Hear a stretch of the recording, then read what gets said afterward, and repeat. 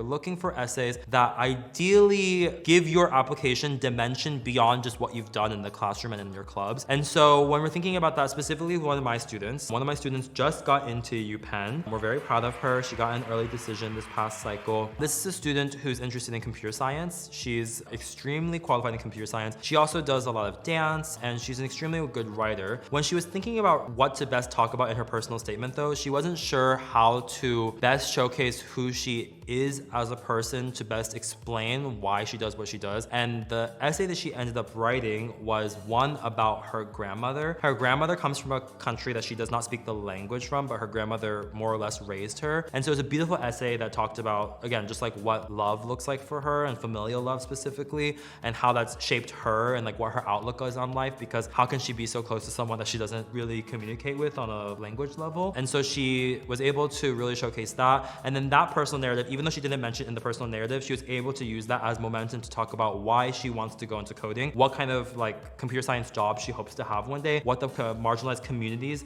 that she wants to support through her work look like. And so her application was extremely packaged well through that as well. I tell all my students when they join Crimson that your application, in terms of what you're putting into it content-wise, is just as important as how you're packaging it. So when you're packaging an application, it needs to have a clear narrative. There needs to be a clear through line with your application. And so her through line with her application was really tied together using this important personal narrative component of who she is. And so again, how the food is plated is just as important as the way the food tastes.